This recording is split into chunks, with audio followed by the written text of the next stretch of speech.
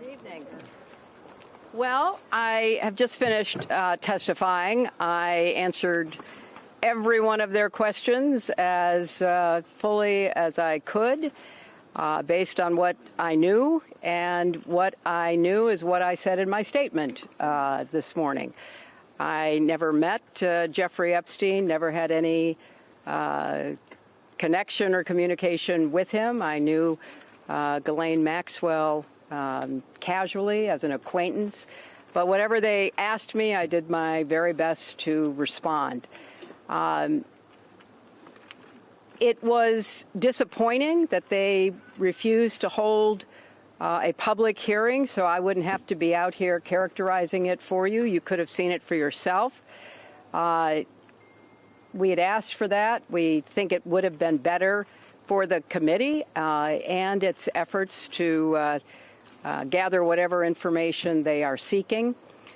We had a bit of a challenge in the beginning because we had agreed upon rules based on the fact it was going to be a closed hearing at their demand, and one of the members violated that rule, which was very upsetting because it suggested that they might violate other of our agreements. So we had to cease the hearing for a period of time until we could get assurances that no rules would be broken going forward, and we returned to answer questions repetitively, literally over and over again. I don't know how many times I had to say I did not know Jeffrey Epstein. I never went to his island. I never went to his homes. I never went to his offices. So it's on the record numerous times.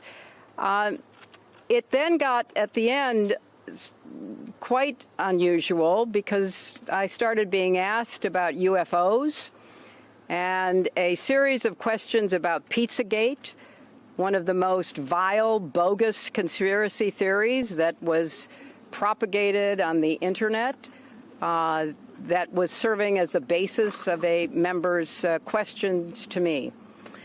So I can only say that the best exchange that I had came at the very end when, contrary to every other deposition they have taken, no Republican member asked any questions about Jeffrey Epstein or Ghislaine Maxwell to anyone else they have deposed. And in fact, the Republican members didn't even show up for the deposition of Les Wexner.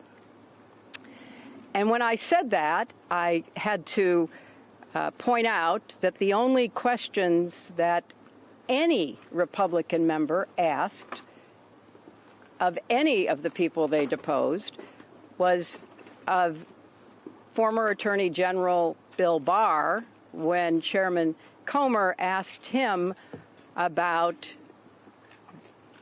the allegations, in his view, about Russia's involvement in my election in 2016.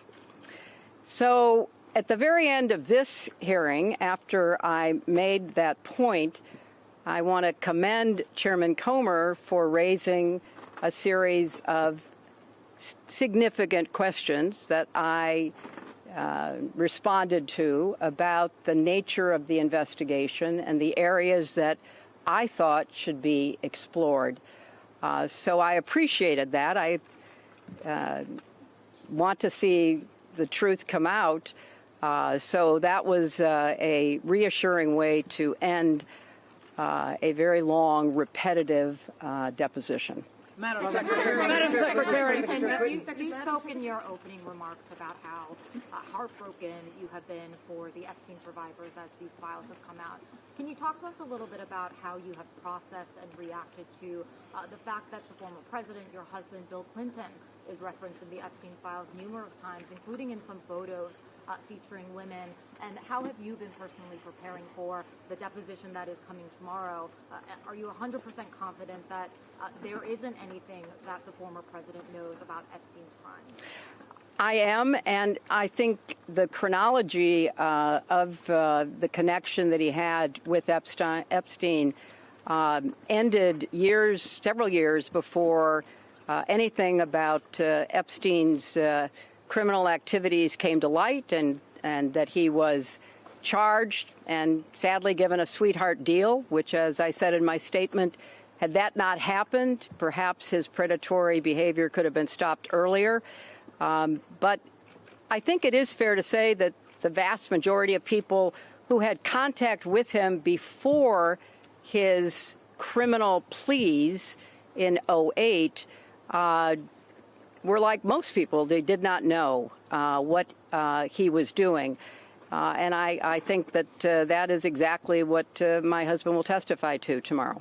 Madam Secretary, can I ask? Why was Ghislaine Maxwell? Do you believe this was a fair hearing? And do you still want to testify publicly, even though you gave this deposition? Oh, I'm not going to do it again. They had a chance to do it in public, and I wish they had done it in public. And I think they're making the wrong decision, avoiding doing it in public. I thought it was very repetitive. I thought that they asked literally the same questions over and over again, which didn't seem to me to be very productive. And then, as I said, toward the end, there were other questions that were totally off subject. So if they are going to fulfill their responsibilities to literally investigate the investigations, which is what they originally said was the scope of their work, I think they could have spent the day more productively. Madam Secretary, can I ask? James Matthews from Sky News. Can I ask, why was Ghislaine Maxwell invited to your daughter Chelsea Clinton's wedding in 2010? She'd already been mentioned in a civil lawsuit by Virginia Giuffre before that. Jeffrey Epstein had already been convicted before that. She came as the +1, the guest of someone who was invited. Thank you, everybody. Thank you all. What message does it say that President Trump was I not don't know when the video will be out. I don't know when the transcript will be out. We've asked that they be out as quickly as possible, and then you can see everything. Thank you. President Trump was in the hot tub. We heard from Bill Gates concerns